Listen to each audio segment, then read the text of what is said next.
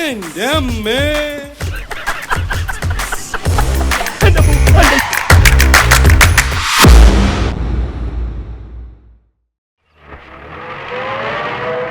വീട് തന്നെയല്ലേ? അതെ. അപ്പൊ സാധനങ്ങൾ ഇറക്കട്ടെ സാർ? വരട്ടെ, ആളുണ്ടോ നോക്കട്ടെ. ഓ.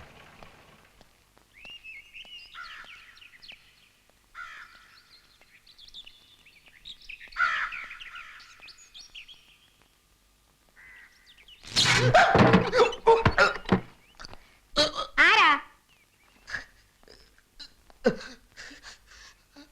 ഓ, ഷോക്ക് അടിച്ചതായിരിക്കും. സ്വിച്ച് കേടാ. സ്വിച്ച് കേടാണെങ്കിൽ മാറ്റാത്തത് മനഃപൂർവ്വം മാറ്റാത്തതാ. അതെന്ത്? അതങ്ങനെയാ. പിന്നെ തഹസിൽദാരെ കാണാനാണെങ്കിൽ ആഫീസിൽ ചെല്ലണം.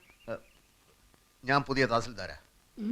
പേര് രാമകൃഷ്ണൻ. പ്രിയദർശിനി അമ്മ തഹസിൽദാർ വീട് ഒഴിഞ്ഞില്ലേ? ഞാൻ പെട്ടി സാധനങ്ങളൊക്കെ ആയിട്ടാണ് വന്നിരിക്കുന്നത്.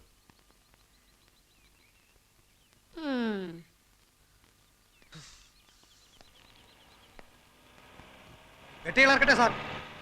ഞാൻ പറയാടോ. ഓ. വീട് ഒഴിപ്പിക്കാൻ വന്ന മഹാനാരാ? ഞാനാ ഇപ്പോഴും ഇവിടുത്തെ തഹസിൽദാർ. പ്രിയദർശിനി അമ്മ? അമ്മയും ചേച്ചിയൊന്നുമല്ല. യെസ്, പ്രിയദർശിനി. മേഡം ഇത്ര ചെറുപ്പാണെന്ന് ഞാൻ അറിഞ്ഞില്ല. അതിവിടെ പ്രസക്തമായ ഒരു കാര്യമില്ല. തൽക്കാലം ചാർജ് ഒഴിയാൻ ഞാൻ തീരുമാനിച്ചിട്ടില്ല. അതുപോലെ തന്നെ ഈ വീടും. എന്നെ ഇവിടെ പോസ്റ്റ് ചെയ്തിരിക്കുകയാണ് മേഡം. ഒരു കസേരയിൽ 2 പേർക്ക് ഇരിക്കാൻ ബുദ്ധിമുട്ടായിരിക്കും. മേഡത്തിന് ഇവിടുന്ന് ട്രാൻസ്ഫറും എനിക്കിവിടെ പോസ്റ്റിങ്ങും. എന്റെ ട്രാൻസ്ഫറിന്റെ കാര്യം നിങ്ങളല്ലല്ലോ തീരുമാനിക്കേണ്ടത്. എന്റെ പോസ്റ്റിങ്ങിന്റെ കാര്യം എനിക്ക് തീരുമാനിക്കാമല്ലോ. ബോർഡിലുള്ള പ്രമാണിമാർക്ക് നിങ്ങളുടെ പോസ്റ്റിങ്ങിനേക്കാൾ പ്രധാനം എന്റെ ട്രാൻസ്ഫർ ആണെന്ന് എനിക്കറിയാം. അധികാരികളുടെ വിടുപണി ചെയ്യാൻ പ്രിയദർശിനി കിട്ടില്ലെന്ന് മനസ്സിലായപ്പോ കൂടുതൽ സംസാരിക്കാൻ എനിക്ക് താല്പര്യമില്ല. പെട്ടികൾ ഇറക്കാറായോ?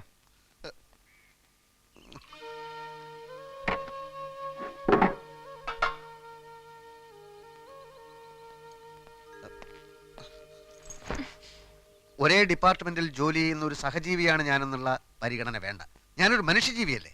എനിക്ക് പറയാനുള്ളത് മുഴുവൻ പറഞ്ഞു തീരും മുമ്പ് മുഖത്തടിച്ചതുപോലെ വാതിൽ കൊട്ടിയടച്ചത് ധിക്കാരമാണ്. ഇവിടെ റവന്യൂ ബോർഡുണ്ട്, ഈ ഡിസ്ട്രിക്റ്റിൽ ഒരു കലക്ടറുണ്ട്, സംസ്ഥാനത്ത് വകുപ്പ് മന്ത്രിയുണ്ട്, ഭരണകൂടമുണ്ട്.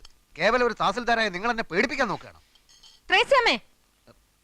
ഞാൻ ടാക്സി പിടിച്ച് പെട്ടി സാധനങ്ങളുമായിട്ടാണ് വന്നിരിക്കുന്നത്. 1/2 മണിക്കൂർ സമയം തരുന്നു. അതിനു മുമ്പ് വീട് ഒഴിഞ്ഞില്ലെങ്കിൽ ആ ജനലടക്കേ. ജനലടക്കം ഞാൻ സമ്മതിക്കില്ല. മര്യാദക്ക് വീട് ഒഴിയുന്നത് നല്ലത്. സമ്മതിക്കില്ലേ?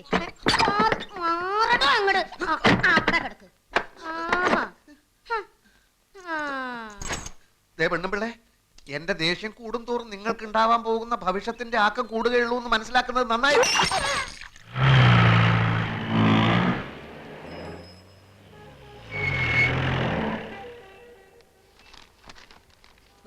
Madam, good morning. ആ തങ്കപ്പമ്പിള വന്നോ? വരാറായി. അപ്പൊ വന്നില്ല? വന്ന ഉടനെ എന്നെ കാണാൻ പറയൂ. ഓ.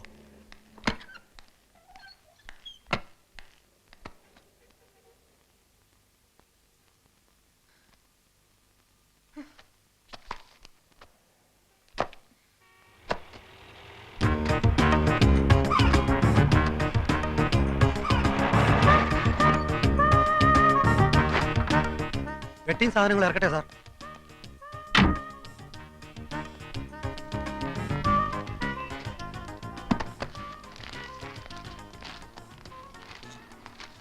തഹസിൽദാർ അകത്തുണ്ടോ? എന്താ കാര്യം? കാര്യം, ഞാൻ കണ്ണപുരത്ത് ഡെപ്യൂട്ടി തഹസിൽദാരായിരുന്നു. ഇപ്പൊ ഇങ്ങോട്ട് ട്രാൻസ്ഫർ ആയി തഹസിൽദാരായിട്ട്. ആ സാർ ഇരിക്കും. ഇരിക്കണമെന്നില്ല, ഞാൻ മേഡത്തിനെ ഒന്ന് കാണട്ടെ. ആളെത്തിയല്ലോ അല്ലേ? സാർ, അതാണ് മുറി.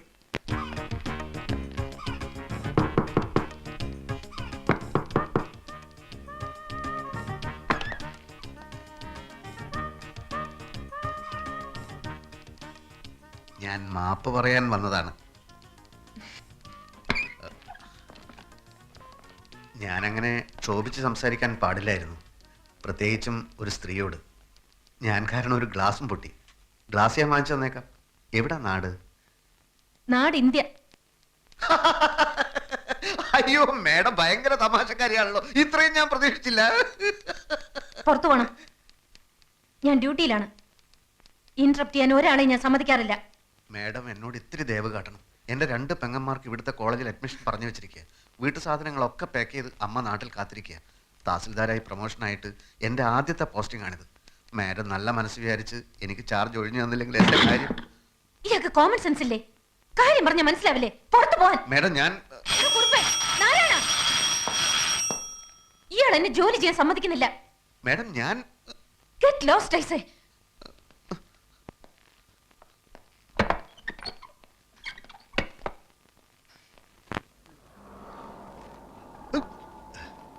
വെട്ടിയും സാധനങ്ങളൊക്കെ ഇറക്കട്ടെ സാർ. ഇയാൾ പെട്ടിയ സാധനങ്ങളൊക്കെ തീയിലിട്ട് ചുടറോ?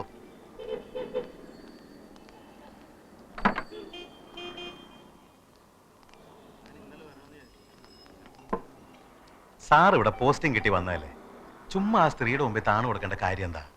സാറ് ചെന്ന് കളക്ടറെ കണ്ട് വിവരം പറ. അത് ഞാൻ ആലോചിക്കുകയല്ല. പക്ഷെ ഒരു തർക്കം വരുമ്പോൾ ഒരു കോംപ്രമൈസും വേണ്ടി വരും. അങ്ങനെ എന്നെ വല്ലയിടത്തേക്കും തൽക്കാലത്തേക്ക് മാറ്റിയാൽ എന്റെ പരിപാടി മൊത്തം പൊളിയും. എങ്കിൽ കോടതി പോണം. അത് കൂടുതൽ പ്രശ്നമാണ്. ഒരു വിധി കിട്ടാൻ കാലതാമസം വന്നാൽ എന്റെ സിസ്റ്റേഴ്സിന് ഇവിടുത്തെ കോളേജിൽ അഡ്മിഷന് പറഞ്ഞിരിക്കുക. ഈ വന്യജീവിയെ ആക്രമിക്കാതെ കീഴടക്കാൻ പാടാ സാറേ. കീഴ്ജീവനക്കാരൊക്കെ അവരുടെ വീട്ടുജോലിക്കാരാന്നാ വിചാരം. കീഴ് ജീവനക്കാരുടെ കാര്യം പോട്ടെ, കളക്ടർ പറഞ്ഞാലും മന്ത്രിമാരിടപെട്ടാലും ഇവർക്ക് തോന്നുന്ന മട്ടിലെ കാര്യങ്ങൾ ചെയ്യും. കഴിഞ്ഞ ആഴ്ച റവന്യൂ റിക്കവറി കേസ് ഉണ്ടായിരുന്നു. തിരി സാവകാശം കൊടുക്കണമെന്നും പറഞ്ഞ് പല ഭാഗത്തുനിന്നും വിളി വന്നതാ. അനുസരിച്ചില്ല. ഫൈറ്റ് ചെയ്യാൻ സാർ റെഡിയാണെങ്കിൽ ഞങ്ങളൊക്കെ സാറിന്റെ പുറകിലുണ്ട്. ഈ സത്വം ഏത് നാട്ടുകാരിയാ? ഒരു സൗഹൃദ സംഭാഷണത്തിന് സൗകര്യം കിട്ടിയാലല്ലേ അതൊക്കെ അറിയാനൊക്കൂ. എന്തായാലും എനിക്കിവിടെ തന്നെ പോസ്റ്റിംഗ് കിട്ടിയേ പറ്റൂ. കാര്യങ്ങൾ ശരിയാവുന്നത് വരെ ഒന്ന് കയറി താമസിക്കാൻ ഒരു സ്ഥലം കിട്ടിയാൽ നന്നായിരുന്നു. സ്ഥലമൊക്കെ കണ്ടുപിടിക്കാം. പക്ഷെ ആ സ്ത്രീയെ ഇവിടുന്ന് കെട്ടുകെട്ടിക്കുന്ന കാര്യത്തിൽ സാർ ഒരു വിട്ടുവീഴ്ചയും കാണിക്കരുത്. എന്റെ കർത്താവ് ഈശോമിശിഹായേ.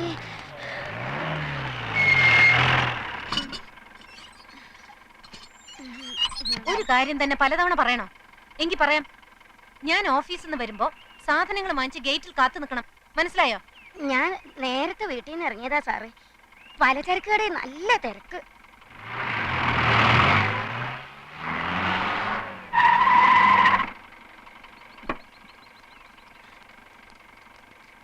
കാലത്ത് 8:30.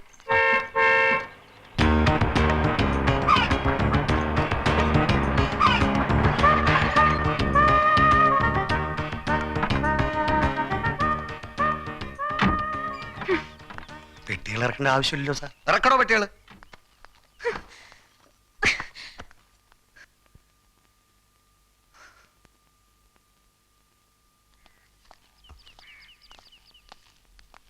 അപ്പൊ ഇറങ്ങുന്നില്ലേ? അത് വേണ്ട സാർ. ഈ വീട് സംഘടിപ്പിച്ചതിന് പുറകിൽ ഞങ്ങളാണെന്നുള്ളത് അടുത്ത വീട്ടിലെ വന്യജീവി അറിയണ്ട. എങ്കിൽ ഞങ്ങൾ പോയിക്കോട്ടെ. കാണാം. പറ്റുമെങ്കിൽ രാത്രിയിൽ വരാം. ഓ കാണാം. ഞാൻ ഈ കാറിൽ വീട്ടിലിറങ്ങാം. ഫോൺ നമ്പർ തന്നല്ലോ. ആ. എന്ത് ആവശ്യം ഉണ്ടെങ്കിൽ വിളിച്ചാൽ മതി. എനിക്ക് ഒരേ ഒരു ആവശ്യമേ ഉള്ളൂ. എത്രയും പെട്ടെന്ന് ചാർജ് എടുക്കുക.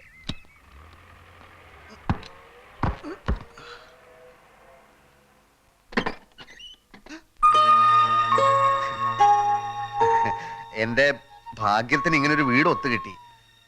മാഡത്തിന് എപ്പോഴെങ്കിലും ആ വീട് ഒഴിയാൻ തോന്നിയാൽ ഇവിടെ ആവുമ്പോ എനിക്ക് എന്റെ പെട്ടി സാധനങ്ങൾ എടുത്ത് എളുപ്പത്തിൽ അങ്ങോട്ട് കയറാമല്ലോ. ആ, അത് നേരാ. പക്ഷെ ഞാൻ മരിച്ചു കഴിയുമ്പോഴായിരിക്കും ഇയാളുടെ പെട്ടി സാധനങ്ങളുമായിട്ട് ഇങ്ങോട്ട് കയറുന്നത്.